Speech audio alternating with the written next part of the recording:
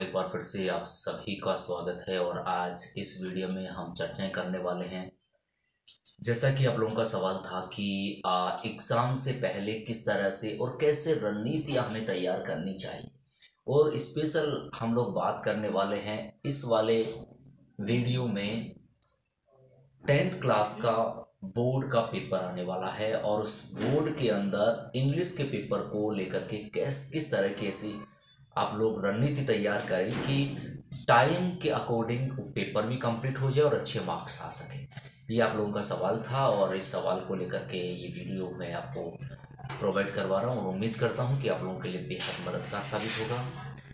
अगर ऐसा होता है तो आप अपने दोस्तों के साथ शेयर करना ना भूलें, और साथ ही इसी तरह के वीडियोज की अपडेट के लिए हमारे यूट्यूब चैनल को सब्सक्राइब करना ना भूलें। तो दोस्तों, सबसे ज़्यादा इम्पोर्टेंट बात यह कि आपके एग्ज़ाम्स का टाइम कम है, मगर जो है वो बहुत इंपॉर्टेंट है। ये बात आपको माइंड में सेट करनी है। बिल्कुल भी स्ट्रेस नहीं लाना है। पहली बात माइंड में सेट कीजिएगा कि स्ट्रेस नहीं आना चाहिए। ध्यान से सुनिएगा, टाइम कम है बट जो है बहुत इंपॉर्टेंट है। ये बात माइंड में सेट करके रखनी है। स्ट्रेस नहीं आना चाहिए। सेकंड बात ये कि इस टाइम पे सबसे पहली बात तो देखो, किसी की बातों में ध्यान नहीं देना है। अक्सर स्टूडेंट्स क्या करते हैं कि ऐसा सोचते हैं कि चलो ग्रामेटिकल पोर्शंस को तैयार कर लेते हैं और ग्रामेटिकल पोर्शन में मार्क्स ले लेंगे, और वो लिटरेचर वाले पार्ट को क्विट करने की कोशिश करते हैं। ऐसी गलती बिल्कुल मत कीजिएगा, क्योंकि देखिएगा ग्रामेटिकल पोर्शन अपनी जगह इंपॉर्टेंट है और लिटरेचर का जो पार्ट है वो अपनी जगह इंपॉर्टेंट है, और दोनों के मार्क्स बहुत इंपॉर्टेंट है। कि आजकल जितने भी मोस्ट ऑफ द एग्जाम्स होती हैं, मोस्ट ऑफ जब आपको अच्छी जगह एडमिशन्स की बारी आती है या फिर मोस्ट ऑफ द एग्जाम्स की बात आती है कॉम्पिटिशन्स लेवल पे भी, तो आज परसेंटेज बहुत मायने रखती है। मैं ये नहीं कहता कि सिर्फ मार्क्स पे फोकस करना है, मगर अच्छे मार्क्स बहुत रिक्वायर्ड हो चुकी है। आज के प्रेजेंट एरा की बात करें तो देखिएगा, क्योंकि हमें फैक्ट्स पे बात करनी चाहिए। ऐसा नहीं करना चाहिए कि लोग कहते हैं नंबर में क्या रखा है। नंबर में रखा क्या है, नॉलेज होना चाहिए। That is the one of the important point कि नॉलेज बहुत कहने का मतलब मायने रखता है। बट आज आपको जब भी एंट्री के लिए आपको जिस चीज़ की रिक्वायर्ड है वो भी जरूरी होता है, तो इस बात को ध्यान में रखना है। तो अब करना क्या है कि पहली बात समय है उसका उसको यूटिलाइज करना है, क्योंकि दोनों का पार्ट जो होता है उसके अकॉर्डिंग मार्क्स आते हैं। आपकी जो ग्रामेटिकल पोर्शन होता है, इंटीग्रेटेड ग्रामर की बात करें, कंपोजिशन पार्ट की बात करें, दोनों तरह के पार्ट्स को आपको कवर करना है। अब आपको करना क्या है कि सबसे पहले तो आपकी प्रॉब्लम कहाँ आती है कि आप लोग एग्जाम्स के अंदर घबरा जाते हैं और प्रॉपर वे से ध्यान नहीं देने की वजह से कुछ ऐसे क्वेश्चंस आपके मिस हो जाते हैं जो आपको बेहतरीन तरीके से आते हैं। तो आप अभी से जब ये वीडियो देख रहे हैं, वीडियो देखने के जस्ट बाद वीडियो को एंड तक देखें, और वीडियो को देखने के जस्ट बाद से जो मैं आपको रणनीति बता रहा हूं उस पर फोकस करें। पहली बात, एक कोई भी मॉडल पेपर निकाल लीजिएगा, उस मॉडल पेपर को पूरा सोल्व कीजिएगा। बीच में क्विट नहीं करना है। अपने टाइम देखिएगा, घड़ी देखिएगा, आपको जैसा भी क्वेश्चंस के आंसर आते हैं, जो भी आते हैं, एक बार आपको कंप्लीट पेपर करना है। आपको उसका आंसर आ रहा है नहीं आ रहा है, उसको कंप्लीट पेपर करना है, क्विट नहीं करना है बिल्कुल भी। और उसमें टाइम देखिएगा आपको कितना लगेगा। दूसरी बात, अगर आपको ज्यादा टाइम लग रहा है तो एक दो पेपर और सोल्व कीजिएगा, उससे आपकी एक तो प्रैक्टिस होगी। पहला तो ये आपको करना है। सेकंड बात ये करना है कि कौन से वाली जो क्वेश्चंस आपने किए जिसमें सबसे ज्यादा टाइम लग रहा है उसकी क्या रणनीति हो सकती है, उस पर फोकस करना है।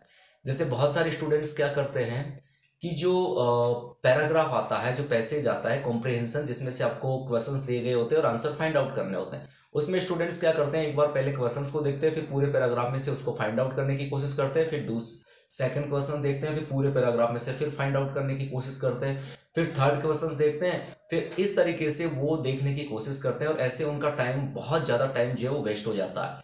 तो पहली बात आपको ये ध्यान रखनी है कि ये वाला जो आपका फॉर्मेट है ना, बिल्कुल गलत है। सबसे पहले आप सरसरी निगाहों से, कहने का मतलब, एक बार दो तरह की रणनीति होती है, जो आपको बेटर लगे वो आप अपना सकते हैं। एक बार हल्के से नजर से सिर्फ क्वेश्चंस को देखना है, और फिर पूरा पैराग्राफ आपको पढ़ना है।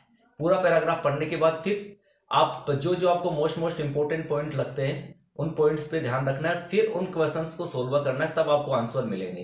अभी आप पैराग्राफ पढ़ते नहीं है, फिर एक क्वेश्चंस को देखते हैं, फिर पूरा पैराग्राफ पढ़ने की कोशिश करते हैं, उसका आंसर निकालते हैं, फिर दूसरे वाले क्वेश्चंस के साथ ऐसा करते हैं, तो ऐसे आपका वो पैराग्राफ में क्या माइंड भी डिस्टर्ब हो जाता है, आपका माइंड भी डाइवर्ट हो जाता है, और उसमें उसका आंसर फाइंड आउट करने में बहुत ज़्यादा टाइम वेस्ट होता है। सबसे पहले आप पैराग्राफ को पढ़िएगा। पैराग्राफ को पढ़ने के बाद में आपका माइंड सेट हो जाएगा, आपका टाइम सेव होगा। सेकंड बात क्या है कि क्वेश्चंस आपको समझ में नहीं आ रहा है, एक बार उस क्वेश्चंस को क्विट कीजिएगा, उसको सर्कल करके उसको क्विट कीजिएगा, और जो क्वेश्चंस बेहतरीन तरीके से आ रहा है उसको सोल्व कीजिएगा। ऑर्डरली कर सकते हैं आप लोग, और क्वेश्चंस नंबर अच्छे से जो है उसको लिखना है। एग्जाम में ऐसा नहीं है कि ऐसे रॉन्ग नंबर आपने डाल दिए, नंबरिंग अच्छे से करनी है, सेक्शन अच्छे से लिखना है, अच्छे से लिखना है आराम से। तो उसमें आप लोग उस क्वेश्चंस पे ज्यादा अभी टाइम वेस्ट मत कीजिएगा, अगले क्वेश्चंस को सोल्व कीजिएगा जो आपको बेहतरीन तरीके से आ रहा है और जिसे आप लोग सोल्व कर सकते हैं। उस क्वेश्चन को सोल्व करने के बाद जब अब आपके पास में जो टाइम बचेगा उसमें उस क्वेश्चंस पे माइंड लगाइएगा। उस क्वेश्चंस को जब 2 बार पढ़ेंगे तो उस क्वेश्चन की लैंग्वेज आपको समझ में आ जाएगी।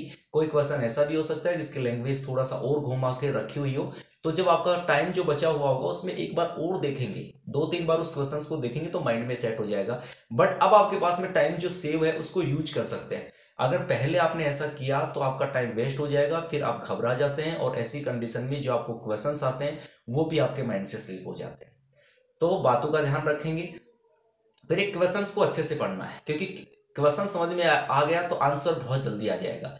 कई क्वेश्चंस ऐसे होंगे जिनमें एक ही क्वेश्चंस में 2-2 क्वेश्चंस होते हैं, जिसमें जैसे वैन का भी पूछ लिया, वेहर का भी पूछ लिया। अब बच्चे क्या करते हैं, स्टूडेंट्स की सबसे बड़ी प्रॉब्लम क्या होती है कि उन्हें आंसर तो आता है, ओवर कॉन्फिडेंस में होकर के वैन और वेहर को नहीं देखते, सबसे पहले वेहर का लिख देते हैं और उसके बाद वैन का लिख देते हैं। ऑर्डर भी गलत नहीं करना है, ऑर्डर सही होना चाहिए। अगर पहले वैन का पूछा है तो वैन का आंसर दीजिएगा, फिर वेहर का पूछा है तो वेहर का। मिक्स मत कीजिएगा और कोशिश कीजिएगा कि अलग अलग पॉइंट आउट करेंगे तो बेहतरीन होता है, अच्छे मार्क्स आते हैं।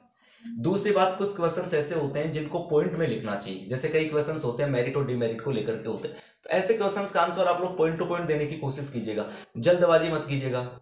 कई क्वेश्चंस जैसे यस या नो टाइप के होते हैं, उनका जवाब भी आप लोग यस या नो लिख करके क्विट कर देते हैं, ऐसा नहीं, आप कंप्लीट आंसर देना सीखेगा। फिर आप पैराग्राफ में से भी काफी सारे तो क्या करते हैं, लाइनिंग मैच कर लेते हैं। लाइनिंग मैच नहीं, लाइनिंग को देखिएगा कि उस लाइन के अकॉर्डिंग इसका अर्थ बैठ रहा है कि नहीं बैठ रहा। लिख देते हैं, आगे के वर्ड की लाइन लिख देते हैं और पता चलता है आंसर तो पीछे रह गया। तो पहले आप उसको पढ़िएगा, जल्दबाजी ना कीजिएगा। और ये तब होगा जो अभी आपके पास समय बचा हुआ है, जो शेष समय है, यानी कि रिमेनिंग जो टाइम है वो बहुत यूजफुल है। तो 1-2 प्रैक्टिस सेट आप सोल्व कीजिएगा। अगर ज्यादा कर सकते हैं तो दैट्स द बेटर, बट अगर 1-2 तो आपको करनी ही करनी। ऐसा करने से आपका कॉन्फिडेंस गेन होगा, किस तरह के क्वेश्चंस में प्रॉब्लम आ रही है उसका सॉल्यूशन मिलेगा। दूसरी बात, लिटरेचर के जितने भी पार्ट है एक बार उस पार्ट को, कहने का मतलब, पढ़ लीजिएगा। अब इतना समय बचा हुआ नहीं है कि आप लोग बहुत गहराई से उसको जा करके पढ़े, मगर आपका पढ़ा हुआ है इसलिए अब आपको ज्यादा टाइम वेस्ट नहीं होगा। इसलिए हल्का हल्का उसको एक बार गो थ्रू हो जाए, उसकी स्टोरी टाइप में पूरा समझ ले कि उसकी वो चैप्टर जो है किससे रिलेटेड है, उस चैप्टर की मेन जो थीम है वो क्या है और स्टोरी किसके बारे में है। जैसे मान लीजिएगा कि अपन ए लेटर टू गॉड की बात करते हैं, तो ए लेटर टू गॉड जो है वो स्पेशली किसको डिनोट कर रहा है, एक फार्मर्स की स्टोरी है। फार्मर्स का नाम क्या है, फार्मर्स रहता क्या है, फार्मर्स के साथ में क्या घटना घटित हुई, ये सारी बातें जब स्टोरी पढ़ोगे तो समझ में आ जाएगी। फिर फार्मर्स का फेथ किसमें था, कितना फेथ था, तो ये सबसे बड़ी जो फेथ है हमारा उसके बारे में है। तो वो उन्होंने कहने का मतलब जो लेटर पहुंचा, लेटर के ऊपर सिग्नेचर उन्होंने सिर्फ गॉड की, क्योंकि इस तरह के सवाल ऑटोमेटिकली माइंड में सेट हो जाएंगे, क्योंकि वो उसका ट्रस्ट बनाए रखना चाहते थे गॉड के अंदर। तो कहने का मतलब ये इस तरह की बातें होती है कि हमारा जब विश्वास होता है किसी चीज में तो किस तरह से हमारा कोई ना कोई होता है जो हमारी हेल्प भी करता है और किस तरीके से हमें एक दूसरे की हेल्प भी करनी चाहिए। सारी बातें ऑटोमेटिकली एक एक क्वेश्चन के आंसर निकलने के आ जाएंगे। जैसे नेल्सन मंडेला का है, तो नेल्सन मंडेला वाले में कि वो उस टाइम का है जब कहने का तो साउथ अफ्रीका को फ्रीडम मिलती है और पहली बार एशवेज जो है वहां का प्रेसिडेंट बनता है। और उस दिन जो शपथ समारोह है, जो यानी कि कहने का मतलब सेरेमनी है, उस दिन की और सेरेमनी है, उस दौरान का है। तो उस दौरान वो अपने कंट्री को एड्रेसेस कर रहा है, उनकी क्या स्पीड थी जब उन्होंने कहने का मतलब मूवमेंट स्टार्ट किया, तब क्या हुआ, उन्होंने किस तरह की डेफिनेशंस प्रोवाइड करवाई, किस तरह का वहां पर होता था, क्यों उन्होंने आंदोलन करना पड़े, सारी बातें आपको समझ में आ जाएंगी। इसी तरह के पोइट्री की बात करें तो पोइट्री सेक्शन में भी ऐसे ही है। या फिर जैसे अपन भोली वाली चैप्टर की बात करें तो भोली वाले में भी भोली का नाम भोली क्यों पड़ा, उसके जो बचपन का नाम क्या था, उसके साथ कौन कौन से इंसिडेंट्स हुए, वो स्कूल क्यों जाने लगी, स्कूल जाने के बाद उसमें क्या चेंजेज आए, ठीक है, उसकी शादी किससे होने वाली थी, उसने शादी करने से क्यों मना कर दिया, दूल्हे ने कौन सी मांग रख दी जिसकी वजह से इस तरह की प्रॉब्लम्स क्रिएट हुई। सारी जब एक बार स्टोरी पढ़ लेंगे तो डेफिनेटली आपके माइंड में सेट हो जाएंगी। इसी तरह पोइट्री के अंदर पूछा जा सकता है, जैसे पोइट्री डिवाइसेस भी आपको याद होनी चाहिए, या पोइट्री डिवाइसेस के साथ साथ ज्यादातर जो आपकी क्वेश्चन से पूछे जाते हैं, सिमिली हुआ, एलिट्रेशन हुआ, या फिर मेटाफर हुआ, या अजोन एंड सुआ, इस तरह के सबसे ज्यादा पूछे जाते हैं। पर्सोनिफिकेशंस को लेकर के सवाल होता है तो ये आप याद रखेगा। राइमिंग स्कीम याद रखेगा। इसके अलावा पोइट्री में एक एक हर लाइन में बहुत सारे क्वेश्चंस तैयार होते हैं, तो एक बार पोइट्री को पढ़ोगे, उसका थीम, उसकी मैसेज क्या कहना चाहता है वो ज्यादा इंपॉर्टेंट होते हैं। वो समझ में आ गया तो पोइट्री आपको समझ में आ गई। तो इस तरह के सवालों एक बार उस लिटरेचर के पार्ट की स्टोरी को तैयार कीजिएगा, पोइट्री के मैसेज, थीम वगैरह क्या है उसको एक बार तैयार कीजिएगा, तो डेफिनेटली इजी वे से आपको एग्जाम में आंसर देने में बहुत ज्यादा सफलता मिलेगी। मैं आपको फैक्ट बता रहा हूँ कि स्टोरी याद होने पे ऑटोमेटिकली आपका माइंड सेट हो जाता है कि इसकी स्टोरी ये थी, और डेफिनेटली आपको आंसर देने में बहुत ज्यादा आसानी हो जाएगी वहां पर, क्योंकि स्टोरी से आपको मालूम चल जाएगा कि इस क्वेश्चन में क्या पूछना चाह रहे हैं, उसकी क्या सिचुएशन है। तो ये आपके लिए बेटर रहेगा, ये जो टाइम बचा हुआ है। इसके साथ साथ जैसे ग्रामेटिकल पार्ट है, जैसे इंटीग्रेटेड ग्रामर है, उसके मिनिमम, जैसे अभी मान लीजिएगा अगर अपन लोग एक्टिव पैसिव की बात कर रहे हैं या डायरेक्ट इनडायरेक्ट की बात कर रहे हैं, या फिर जैसे और किसी टॉपिक की बात करें, कंजक्शन वगैरह, रिलेटिव प्रोनाउन किसी की, तो कम से कम डिफरेंट काइंड के 50-50 एग्जाम्पल्स तो आप सोल्व कीजिएगा ही। तो अलग अलग तरीके की 50-50 एग्जाम्पल आप सोल्व करते हैं तो डेफिनेटली आपका काफी हद तक वो टॉपिक क्लियर हो जाता है। रूल्स पढ़ करके वो एक बार वो एग्जाम्पल्स कीजिएगा। एग्जाम्पल्स जितने ज्यादा करेंगे उतने जल्दी आपके रूल्स कवर होंगे, क्योंकि रूल्स तो आप रट सकते हैं मगर अप्लाई करने का तरीका तभी आएगा जब एग्जाम्पल सोल्व करेंगे। तो कम से कम 50-50 एग्जाम्पल्स में ज्यादा टाइम नहीं लगने वाला है, वो सोल्व कीजिएगा, बेटर रहेगा आपके लिए।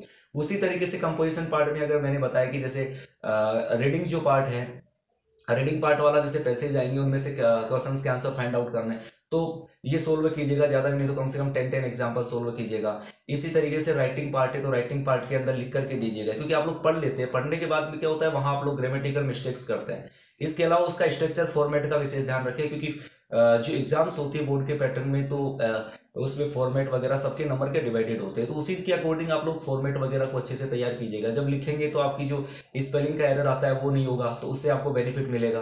तो लिख करके दीजिए, उसको देखिएगा, उसको ऐसे करके पढ़ना नहीं है, उसको लिखिएगा, आप रिटर्न कीजिएगा उसको, जितना ज्यादा लिखेंगे उतना बेटर आपको समझ में आएगा। तो इस तरीके से उसके हर के एग्जाम्पल सोल्व कीजिएगा तो ऑटोमेटिकली आपके माइंड में सेट हो जाएगा। 5-5, 10-10 एग्जाम्पल सोल्व करेंगे तो फिर उस थीम को समझने की कोशिश कीजिएगा। कोई पैराग्राफ आता है तो उसको लिखने का तरीका क्या होता है, वो तरीका सीखने के बाद आप किसी भी पैराग्राफ के बारे में अच्छे से वर्णन कर पाएंगे। तो ये बेटर तरीके होंगे। तो आपके पास टाइम कम है और इसको आपको यूज करना है, बहुत अच्छे से बेहतरीन करना है, तो आपको ये रणनीति अपनानी होगी ताकि आप बेहतरीन मार्क्स लेकर के आ सके। और पॉइंट टू पॉइंट आपको करना है और अच्छे से, मैंने बताया ना, आपको जल्दबाजी नहीं करनी है, आपको इस क्वेश्चंस को समझना है। डेफिनेटली आप लोगों के बहुत अच्छे और बेहतरीन मार्क्स आ जाएंगे। और जो इस तरह से फिर आपको फॉर्मेट का ध्यान रखना है, क्वेश्चंस के सीक्वेंस का ध्यान रखना है, क्वेश्चंस नंबर प्रॉपर डालने हैं, ठीक है, ताकि प्रॉपर आपका पता रहे, रॉन्ग नंबर नहीं डालना है। कई बार क्या करते हैं आप जल्दबाजी में नंबर कौन सा लिख देते हैं और आंसर किसी और का लिख देते हैं, तो बड़ी प्रॉब्लम क्रिएट हो जाती है। तो आपको विशेष ध्यान रखने की आवश्यकता है और एग्जाम पर पूरी तरह से आपको फोकस करना है। इधर उधर कहने का मतलब किसी भी तरीके की बातों में ध्यान लगाने की आवश्यकता नहीं है। तो सभी को बेस्ट ऑफ लक और उम्मीद करता हूँ ये रणनीति आपके लिए बेहद कारगर सिद्ध होगी। नई वीडियो के साथ मिलते हैं।